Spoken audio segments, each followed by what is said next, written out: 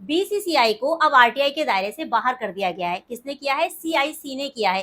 तो इसका मतलब ये हुआ कि बीसीसीआई से किसी भी तरीके का कोई भी क्वेश्चन नहीं पूछा जा सकता है। तो सबसे पहले देखते हैं कि बीसीसीआई क्या है। तो ये किसको कंट्रोल करती है? ये क्रिकेट को कंट्रोल करती है, मतलब भारतीय क्रिकेट कंट्रोल बोर्ड है। ये भारत में क्रिकेट के विकास के लिए एक राष्ट्रीय प्रबंधकीय निकाय है। और ये बीसीसीआई का निर्माण कब हुआ था? 1928 दिसंबर में हुआ था। सबसे इंपॉर्टेंट बात यहाँ पर ये याद रखनी है कि ये किसके अंतर्गत पंजीकृत है। तो ये तमिलनाडु सोसाइटी पंजीकरण अधिनियम के तहत रजिस्टर्ड है और एक सोसाइटी के रूप में है। इसका मुख्यालय कहाँ पर है? मुंबई में है। तो इन्होंने 2018 में क्या कहा था कि ये पब्लिक ऑर्गेनाइजेशन है, मतलब आरटीआई के अंतर्गत है। लेकिन अभी इनका कहना है कि ये पब्लिक ऑर्गेनाइजेशन नहीं है, इनसे किसी भी तरीके का कोई सवाल नहीं पूछा जाता। लेकिन ये फैसला किसने सुनाया? तो ये फैसला अभी सुनाया है किसने? केंद्रीय सूचना आयोग सीआईसी ने। इसने अभी ये फैसला किया है कि भारतीय क्रिकेट कंट्रोल बोर्ड मतलब बीसीसीआई सूचना का अधिकार आरटीआई कानून के दायरे से बाहर है। इन्होंने ये भी बताया कि बीसीसीआई कोई सरकारी संस्था नहीं है और ना ही इसे सरकार से कोई प्रत्यक्ष आर्थिक मदद मिलती है, इसलिए ये आम जनता को आरटीआई के तहत जानकारी देने के लिए बाध्य नहीं है। मतलब जो आम जनता है वो बीसीसीआई से कोई भी जानकारी नहीं ले सकती। बीसीसीआई अब क्यों ऐसा है कि बीसीसीआई एक इस दायरे में से बाहर क्यों हो गई है? इसके कुछ मतलब इन्होंने इंपॉर्टेंट पॉइंट बताए हैं। वो पॉइंट क्या है? सबसे पहले कि ये निजी संस्था, कि बीसीसीआई का गठन संसद के किसी भी अधिनियम या राज्य विधानसभा के द्वारा नहीं किया गया है, बल्कि ये तमिलनाडु सोसाइटी पंजीकरण अधिनियम के तहत पंजीकृत सोसाइटी है, एक निजी संस्था है। तो जब निजी संस्था है तो निजी संस्था आरटीआई के अंतर्गत नहीं आती है। तो यहाँ पर क्या है कि ये निजी संस्था है, इसलिए आरटीआई से बाहर है। दूसरा, सरकारी वित्त पोषण की कमी, सरकार की तरफ से किसी भी तरीके की कोई आर्थिक मदद नहीं मिलती है।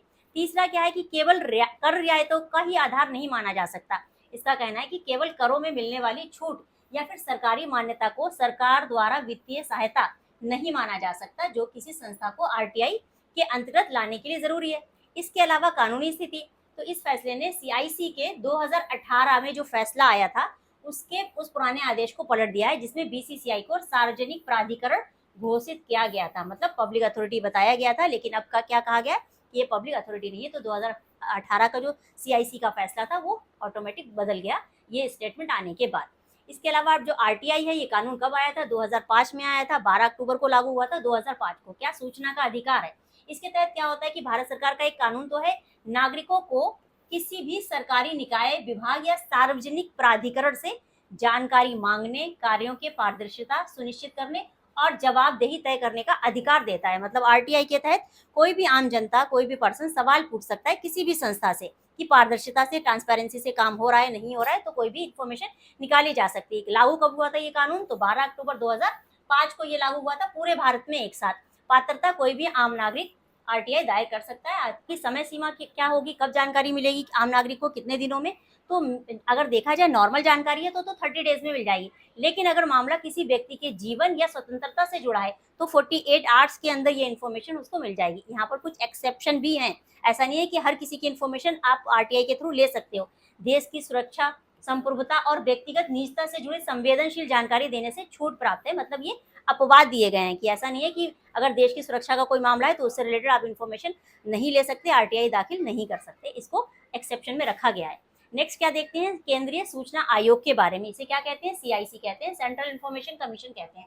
ये किसके तहत बनाया गया था? तो ये आरटीआई सूचना के अधिकार अधिनियम 2005 के तहत इसकी स्थापना की गई थी। ये एक वैधानिक निकाय है, क्योंकि किसी भी कानून के तहत अगर किसी संस्था का निर्माण किया जा रहा है, कोई संस्था बन रही है, तो वो संस्था कैसी हो जाती है? कानूनी हो जाती है। संविधान के अकॉर्डिंग अगर कोई संस्था है तो वो संवैधानिक संस्था हो जाती है। अब यहाँ पर इसका गठन आधिकारिक तौर पर कब हुआ था? 12 अक्टूबर 2005 को ही किया गया था। सदस्य इसमें क्या होते हैं? एक मुख्य सूचना आयुक्त होते हैं। इसके अलावा क्या होते हैं? इसके अलावा अन्य सूचना आयुक्त होते हैं। इनकी नियुक्ति भारत के राष्ट्रपति के द्वारा समिति की सिफारिश पर की जाती है। इनका कार्यकाल क्या होता है? या तो 5 साल का होगा या फिर 65 साल का होगा, जो भी पहले हो जाए, जो भी अर्लियर हो उसके अकॉर्डिंग होता है। इसके बारे में कुछ अगर इंपॉर्टेंट बात देखें तो प्रथम मुख्य सूचना आयुक्त कौन थे? वजाहत हबीबुल्ला थे। ये इंपॉर्टेंट हो जाता है एग्जाम के पॉइंट ऑफ व्यू से, ये ध्यान रखिएगा। यहाँ पर ये भी पूछा जा सकता है कि प्रथम महिला मुख्य सूचना आयुक्त कौन थी? तो दीपक संधू, नाम से कंफ्यूज मत होइएगा। ये जो दीपक संधू है ये प्रथम महिला मुख्य सूचना आयुक्त हैं, जिनकी अपॉइंटमेंट हुई थी 2013 में। चलिए, आपके लिए ये क्वेश्चन है कि जो वर्तमान में मुख्य सूचना आयुक्त है उनका नाम क्या है? ये आप मुझे कमेंट करके बताइए और ऐसी इन्फॉर्मेटिव वीडियो के लिए एकेडमीज को सब्सक्राइब जरूर कर लें।